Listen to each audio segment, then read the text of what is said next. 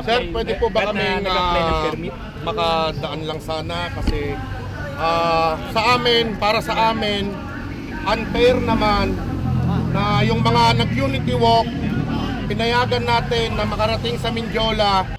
Nagmistulang parking lot ang bahaging ito ng Welcome Rotonda sa bahagi ng Quezon City kanina. Ito ay kasabay sa isinagawang kilos protesta ng grupong Manibela. Sa pagsisimula ng kanilang marcha, 2 linya pa ang nagagamit ng mga motorista.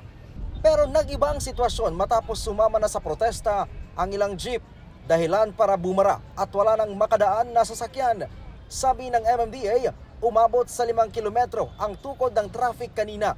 Bago pa man pumutok ang araw kanina, nakapwesto na at full force ang mga tauhan ng Quezon City Police District o QCPD na alalay sa ikakasang malawakang tigil pasada. Layo nitong matiyak na magiging mapayapa ang gagawing kilos protesta.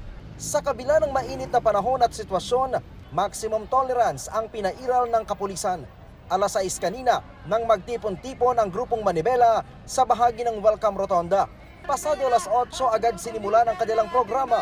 Target sana nila ang Mindiola pero hindi na sila nakaporma.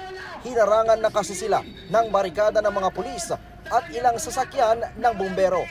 Ganito na yung sitwasyon ngayon dito sa bahagi ng Welcome Rotonda kasabay sa isinasagawang kilos protesta ng grupong Manibela. Kung kanina may 2 linya pang nadadaanan yung mga motorista, ngayon okupado na ng mga nagsasagawa ng kilos protesta yung 4 na linya kung kaya't wala nang madaanan yung mga dumadaan ng mga sasakyan dito.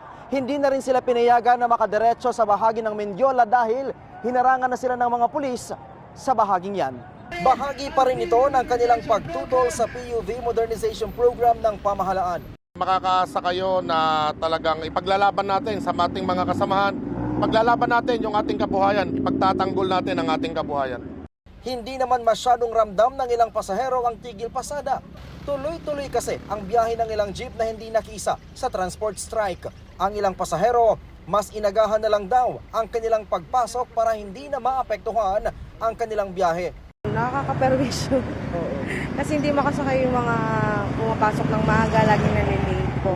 Ngayon ilang minuto na po kayo nag-aantay dito? Siguro mga 15 minutes na po.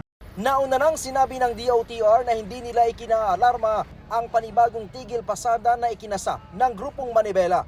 Sabi kasi ni DOTR Secretary Jaime Bautista, sanay na ang publiko sa kaliwat ka ng transport strike.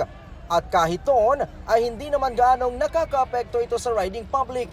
Ibig sabihin daw kasi nito, epektibo ang PUVMP dahil karamihan sa mga driver at operator ay nakisa na sa programa. Sapat na daw ang 83% para ilarga ang programa. Magsisimula na rin kaming mag-track down ng mga